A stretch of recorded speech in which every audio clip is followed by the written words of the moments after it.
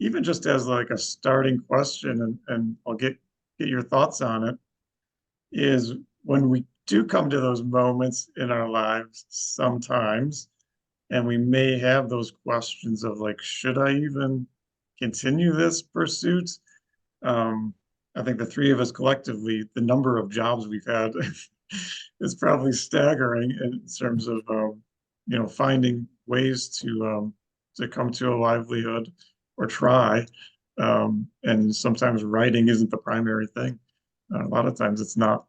So when we are confronted with some of those tough choices, or kind of sometimes our motivation wanes, um, what does keep you going at it? What keeps you writing, seeking publication, seeking connections, seeking, other readers to share your work with?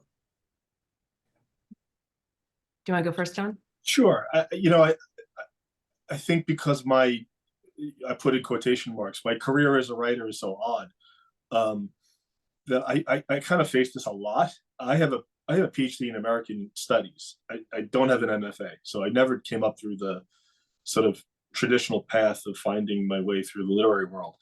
And I came very late. In my mid-40s, I decided I was going to try to start publishing my poems, and try in a serious way. So it really is kind of all uphill for me. And I really feel like I have to not just create my audience and, well, first find them, and then reward them for being an audience, and then also kind of teach them that I have a voice, teach them how to understand my work. Again, because I don't feel like I have the system around me to help define what that might be. So I think what keeps me going right now is it's a challenge of sort of massive proportions for someone who also has to maintain some kind of career, which I do as a writer. I mean, I do as an editor, and I do communications for different organizations and things. But I've taken this pretty seriously for the last 5 years, and I think the challenge of it on its own, just the challenge of finding an audience, keeping them, has been so all-encompassing for me right now, that I think that's what keeps me going. It's so damn hard that I don't want to give it up just yet. I don't know if that makes sense, but yeah. I think for me, there are several things. Like, I think actually it's just like a pinball going on in my head right now, trying to really kind of sort through where at pivotal points in my life I needed to keep going. That is a phrase that I say to myself often. I say to my clients often. I say to my writer friends often. I know a writing coach who's just wonderful writer and coach, and she says it like it's her tagline, like, just keep going. And then I was watching the SAG Awards, and one of the winners of the awards, that was her main message, right? Like, it's always, so if you're creative, it's always just like, just go around the next bend and keep going around the next bend. So I think I've just kind of kept doing that through my life. I didn't really start to really write poetry until my 20s. And at that time, it was imposter syndrome. I'm like, I would write it, I would go to open mics, but I didn't feel like a poet. And I remember being at an art gallery event for a friend who's an artist, and somebody introducing me to somebody else as a poet. And I just wanted to like shrink away. I was just like, no. I just write poetry. I'm not a poet. But for whatever reason, it's the genre that has stuck for me best.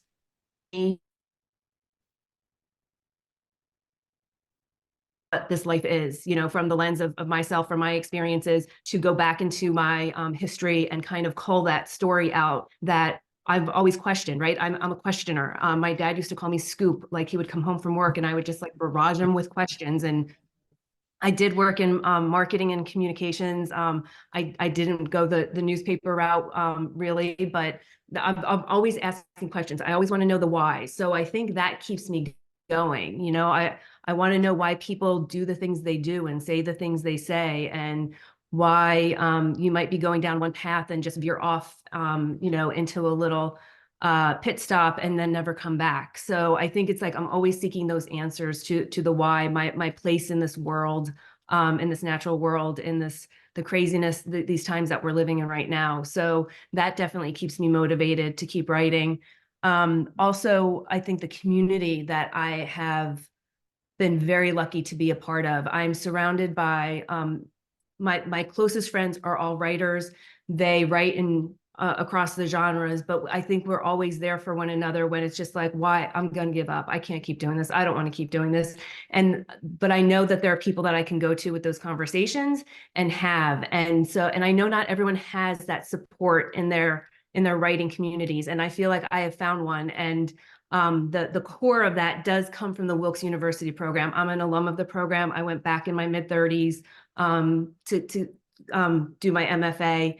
And for me, I went back because I didn't have a foundation in poetry and I wanted one. And it was, it came along at the right time. So I'm like, sure, I'll go back to school. But my closest friends came out of that program. We were in the cohort together. And then years and years later, other friends came from that program. So for me, my community keeps me going at times that I am deep in self-doubt and can't keep myself going and questioning why I'm writing. Yeah, that's interesting. I kind of envy that. That's really important. I kind of, because I went the academic route, the research route, the word poetry almost becomes insurmountable, because what you're doing is you're teaching Wallace Stevens and Robert Frost and Walt Whitman, and how the hell are you going to enter that world from the basement of some English department? So it actually, in a way, probably sets one back even further to go that route, because it becomes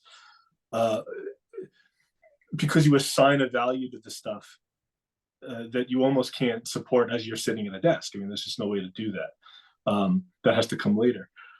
So the idea that you present about the SAG Awards made me laugh, because a lot of times when you're a biographer, you realize that some of these people are just the last people standing. There were 25 people in the room, and they were the only ones who stuck around. So I feel both of those things as you talk. In one sense, I know from being a biographer that that's the case for a lot of people, and in the other sense, I'm remembering why I didn't even try to raise my head for so long, which was because I was on the research scholarly end, and it was totally intimidating. I can understand that. That's one of the reasons we not go that route. Yeah, that is, I think, maybe even a common thread too, of even just getting into the genre of poetry. And I've spoken with a lot of people who have come to it, at different stages of their lives, but it wasn't the first thing. And there is that hump, even just figuring out the genre. And you could let me know what you think of this, but like, I think it almost has that ease of accessibility, like on a certain level of like, you don't need technology, you don't need a fancy camera, you don't need art supplies, you don't need even like a technical skill, like let's say like pottery or something like that. There's like a lot of technical know-how that a lot of art you just need to get off the ground. So it has an easy access to that part, even just the I don't know, the tenacity or maybe the endurance to write something like a novel. You can write a poem. If you can't make 250 pages, you can write a one-page poem. On the other hand, there is that hump of like, even if it is more of a psychological hump, of like I came from a higher ed background myself as a professor. And yeah, for a lot of those years, like it didn't really occur to me to like seek publication. Why would I do that? Yeah, and maybe it is part of the engagement with it is on the highest of levels. At least when you're putting together a curriculum, you're presenting, hopefully you're presenting your students with the best stuff you can find. And like not so much of like, oh, this person is just like me, or somebody you would run into at the bookshop down the road. So yeah, that's something too. Any thoughts on that kind of the tension of like the ease of getting into poetry, but then also the hump So the that one, it is there for us. yeah, one of these times that was, it reminds me of this time that I actually saw, I was at a reading, which, typically is pretty select community that goes to a reading, but this one was at a big hall and there were big poets, right? And it was Jory Graham and John Ashbery and Seamus Heaney. And yeah, it was pretty great. And Heaney was the one that was obviously I'm not alone in this, he was the revelation in that room. And, Ashbery and Jory Graham were great, but Heaney was performing. And it wasn't just the poem, it was the whole, he got it all. He got the sound and the rhythm, and he did the voice of his grandfather, and he did the voice of his mother. And I thought, yeah, that's what it is. That's really what this is. It's a tradition that's like that. It's like a public tradition. It's like, and it made me think too, the first time I really gave a damn about words rather than story was music. It wasn't a novel, it was music. And so the Haney thing has stuck with me ever since. I didn't make it easier for me to try, but it became a kind of like, I remember that night almost all the time as something that was really important. Because I watched Ashbery be great, but he sort of whispered the poems. And Jory Graham was great, but she kind of whispered. And then Haney was, like almost treated this. So I think we were kind of in a church, and it almost became a bar. It was like that kind of a roar that he was making. And so that's one of the ways I think of it as, you were talking about accessibility. It was really accessible to hear him read that. It was really something. So. I think for me, I came, like, I wrote through my 20s into my 30s, free verse. I had studied, the greats in high school and in college. But in my 20s, I started finding more contemporary poets, right? And I found Young Lee. And I remember sitting with my first poetry mentor in graduate school and her saying to me, "Who do you read?"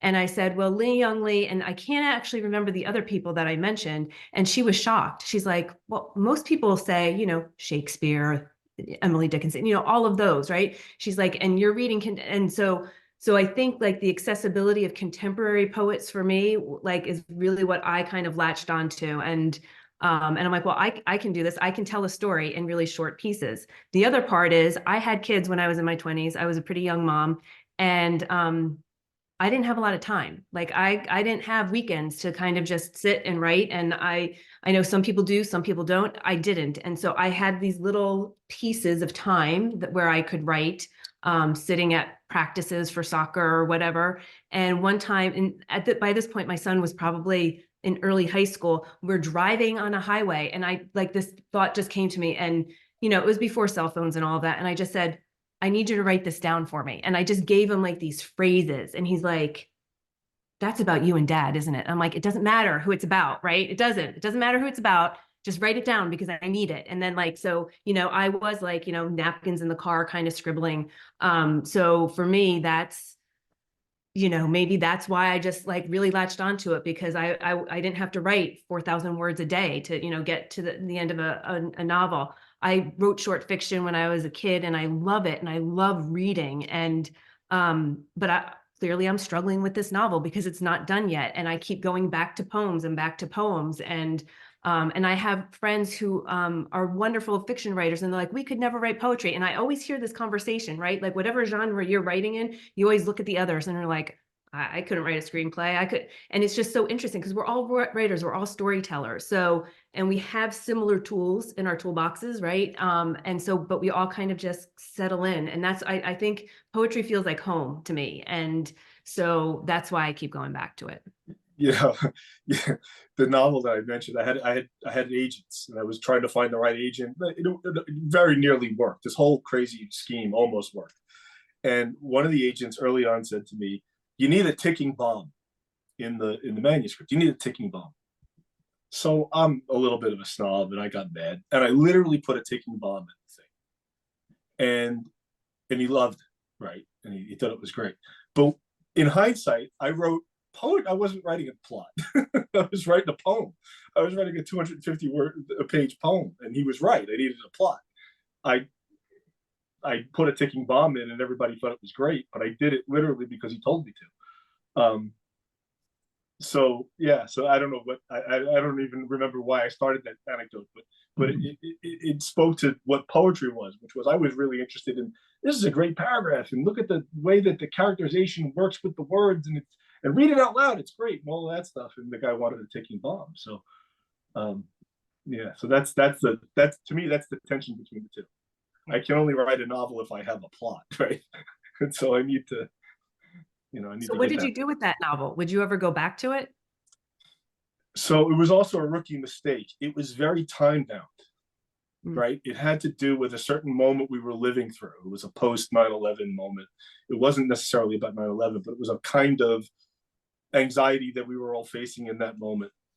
And in the actual moment, it was very early for that kind of stuff, and publishers were still nervous. Remember, they're all in New York and stuff is still smoking and stuff. And then within like a year, it was commonplace. So it went from being too much too soon to very commonplace within a year. So it was too current. It was just way too current, and it's a mistake that you do once because the process isn't immediate. It's not like they pump the book out tomorrow. You have to. So it was a rookie mistake, but it almost worked. I almost got it pulled. I almost pulled it off. So.